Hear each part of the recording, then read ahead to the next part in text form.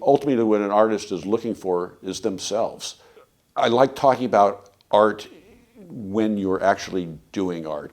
Doing art allows you a way in that you'll never do from the outside because you're just not as engaged. When you're engaged in this process, you're really looking, you're really absorbing it. You're looking in the museum and looking at the paint and how they did each brush stroke. What I'm doing is an immersive multimedia art installation. It started with Rite of Spring, exploration into Stravinsky and modernism, made for 7 screens. The next was an afternoon, based on Afternoon of a Faun, again Nijinsky, Ballet Russe. And then over the last several years was the Dance of the Little Bells, which is roughly 5.5 hours. It's about painting, but it's about the story that has been developing as I've been at this work. So the painting informs the story. So the next project, where we are now, is Art Smitten, Season 2. Who needs a Season 1? Art Smitten, who is both a famous artist, now disappeared and written out of history, who is kind of known for his somewhat almost being a con and a charlatan, who is all about being clever at the art business. The other half of him, which is known as Smarty, has the parties at Smarty. And they're two sides of the same coin. There's a duality which kind of sums up the art business and the art world in a way that some of it is a con and some of it's magic. And those two things exist with each other. When Art Smitten disappeared into the future, Marlowe, friend of Art Smitten, he's kind of in charge of restoring Art Smitten and hearing what Art Smitten has to say from the future. And basically, Art Smitten goes where the artist goes where the artist is needed. And so Art Smitten is in the future and sending back messages that are pretty grim and pretty alarming about what he sees. And the idea for Marlowe is, again, he has to be the sorcerer's apprentice. He has to dip his brush in the paint pot and paint it out. He's hardly equipped for this job. His skill level is not what Art Smitten's is, but he's the man of the hour. Suddenly they get to work one day and the walls are empty and there's no one there. And the room's empty and there's just a note that says, if you're in trouble, ask for Marlowe. So suddenly Marlowe is brought in and he now has to run Art Smitten Inc. because he's got all these people there. So what would Smitten do? Marlowe's been around him long enough to know what we would do. First thing, rugs. Who's got wall space? Golf hats for Chinese tourists with Art Smitten emblazoned upon them. So these are things that Marlowe or I, would never dream to do, but Art Smitten would do. I use Marlowe as a character because there's both Philip Marlowe, the detective who's a romantic and a Proustian. Then there's Charlie Marlowe, who is Joseph Conrad's Marlowe, who was an explorer on the farthest, out on the back of beyond. We are all out there looking for what no one has ever seen, to get beyond. And then there's Kit Marlowe, contemporary and slightly older than Shakespeare. Right before Shakespeare was Kit Marlowe, Dr. Faustus. And poor Kit Marlowe, who got stabbed in a bar through the eye. Who knows what he was up to? And yet, he was Kit Marlowe.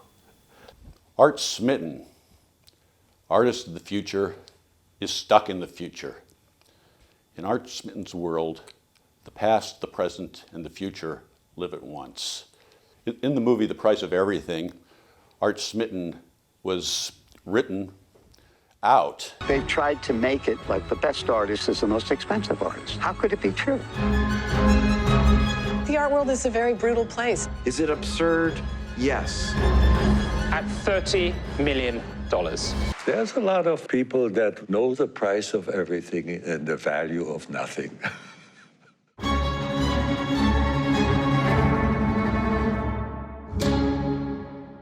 You'll notice in the movie Stephen Edlis, and he says, he's talking about buying and selling art, and he says, anything with red is good.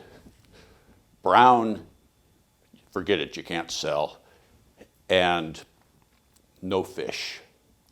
Well, what he was referring to is that Art Smitten, who had been cut out of this movie, had just painted a room full of fish and had done it with about a foot off the wall that was all holography. So you walk in this room and there's the fish on the wall that are painted, but there's also this illusion of holography, of holograms, of being in a fish tank. So that's what Edlis was talking about with no fish. It was a joke for Art Smitten.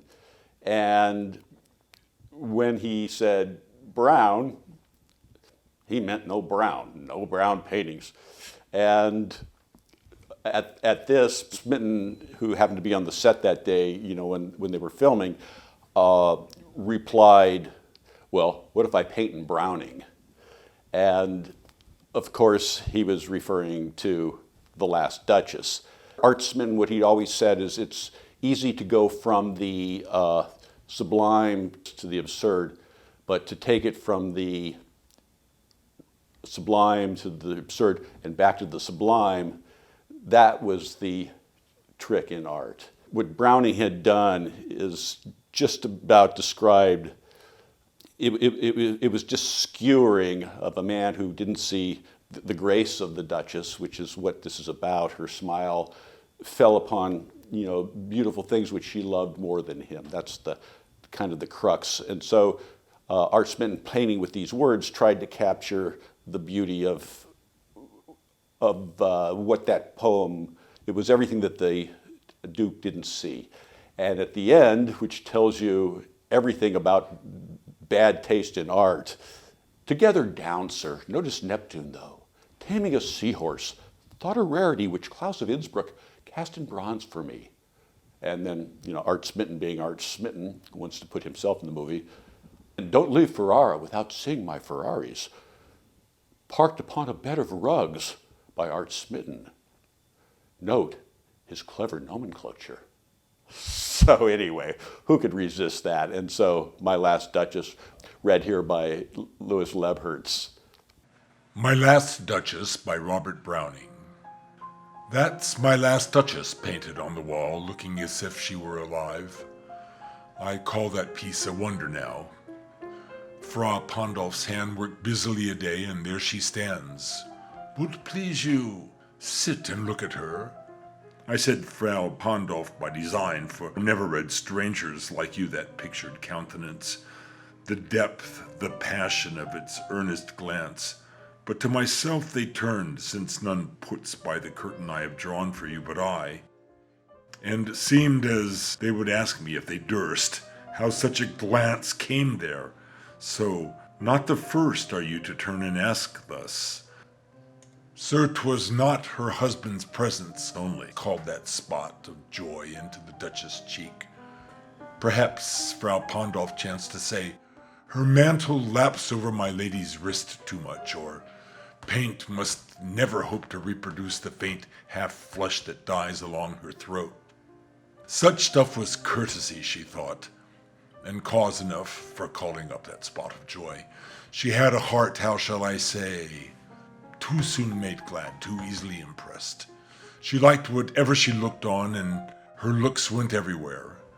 Sir, 'twas all one. My favor at her breast, the dropping of the daylight in the west, the boughs of cherries that officious fool broke in the orchard for her, the white mule she rode with round the terrace, all and each would draw from her alike the approving speech, or blush at least. She thanked man good, but thanked somehow, I know not how, as if she ranked my gift of a 900 years old name with anybody's gift. Who'd stoop to blame this sort of trifling, even had you skill in speech, which I have not, to make your will quite clear to such as one and say, just this or that in you disgusts me, here you miss or there exceed the mark. And if she let herself be lessoned so, nor plainly set her wit to yours, forsooth, and made excuse, even then would be some stooping, and I chose never to stoop. Oh, sir, she smiled no doubt whene'er I passed her way, but who passed without much the same smile? This grew, I gave commands, then all smiles stopped together. There she stands as if alive. Wilt please you rise? We'll meet the company below, then, I repeat, the Count, your master's known munificence, is ample warrant that no pretense of mine for dowry will be disallowed. Though this fair daughter's self, as I vowed at starting, is my subject. Nay, we'll go together down, sir. Notice Neptune, though, taming a seahorse. Thought a rarity which Klaus of Innsbruck cast in bronze for me.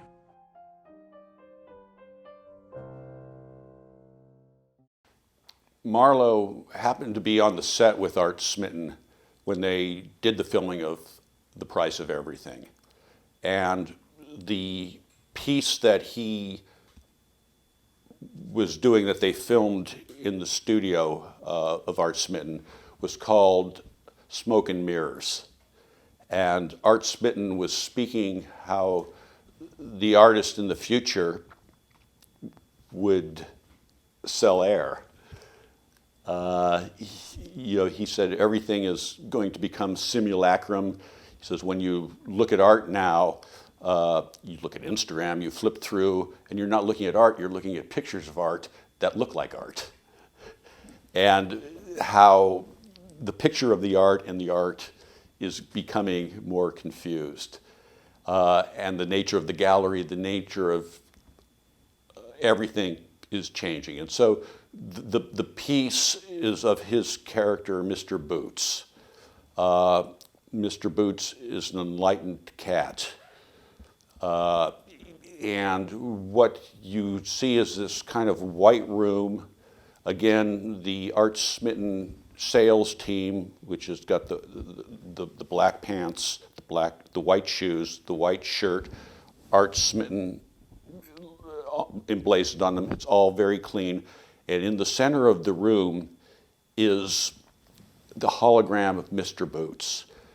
And he seems to follow you wherever you go. And the eyes are mirrors. So it's both solid and it's smoke. So that's smoke and mirrors. And you, as the viewer, see yourself reflected in the eyes of Mr. Boots.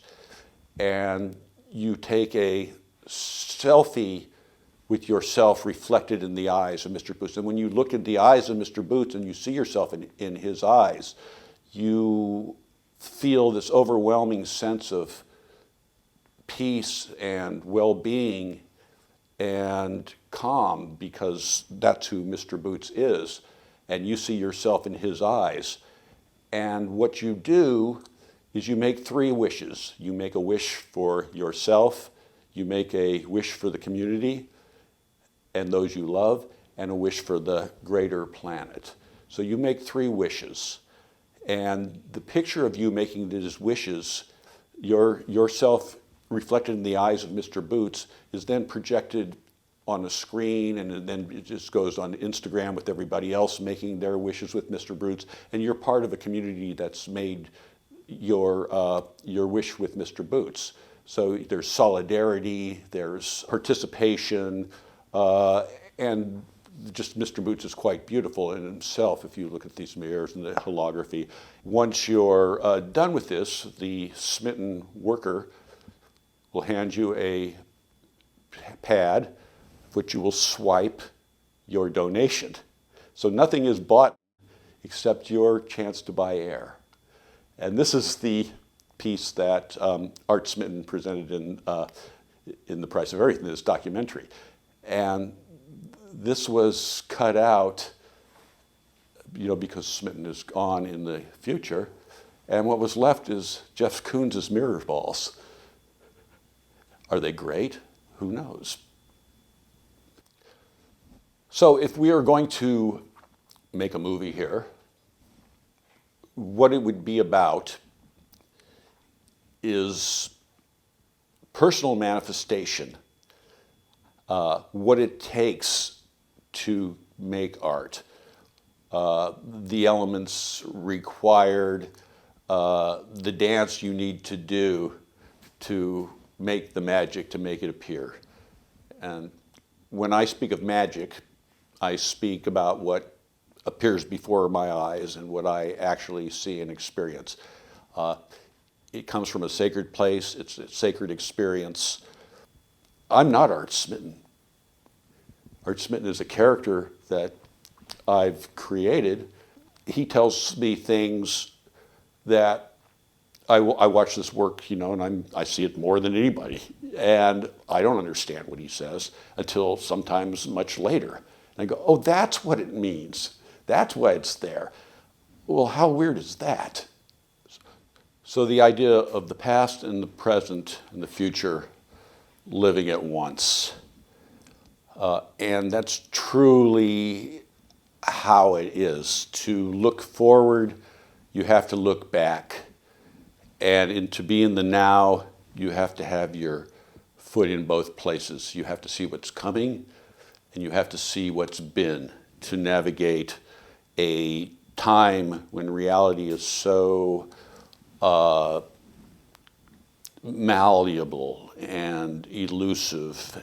It just seems naturally when you're in a present moment that it always, if you pay attention, that it always springs you back to what the proper place of historical precedence is. So when you set off on a project like this, you're not going to know where you're going to land because you don't really know the end. You just kind of know your destination. What is most interesting in art is what can't be explained. What do we seek? At the end of the day, transcendence. You want that feeling of transcendence, and you want that feeling of sacredness, and you want to feel like you've gone somewhere, that you've really explored the wonder. In Joseph Conrad's world, and again, I think of in Lord Jim, I believe there's a phrase is, what were they out there for? And they were there for the wonder. They were wonderful men looking for the wonder. And he described this generation before a lesser generation came and it started all falling apart. But the wonder, we seek the wonder. What is most interesting in art is what can't be explained. The deeper into the mystery you go, the deeper there is to see. That's the nature of what we're trying to do here. That's the nature of what I'm trying to do here. Vague communication is no communication at all.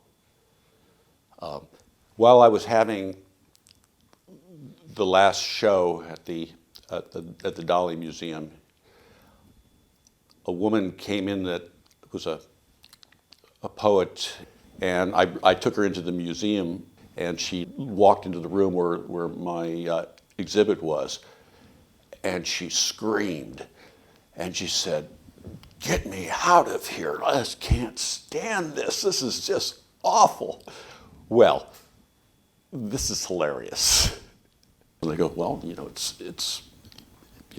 the artist, and I think it makes sense. And this woman, I was really angry with her. Again, your pride is hurt. I guess this is just natural. But then I kind of walked through the plaza with her, and I saw how she interacted with people, and she was very present. And then I learned a little bit more when I saw an interview with her that she'd really done interesting things. And so I couldn't, aesthetically, I couldn't criticize. And what made this the most poignant in this story is when I walked in there and when I saw what she saw. At heart, I totally agreed with her. I had set up the show to be part of a video shoot, but I hadn't set it up in a way that was coherent if there wasn't a navigator through it that would point the camera and have the dialogue, and it would be coherent after the fact. But in the situation, it probably was not coherent, and that's this other illusion that we think our work, because our work makes sense to us, we think our work makes sense to others. And that is, again, delusional thinking.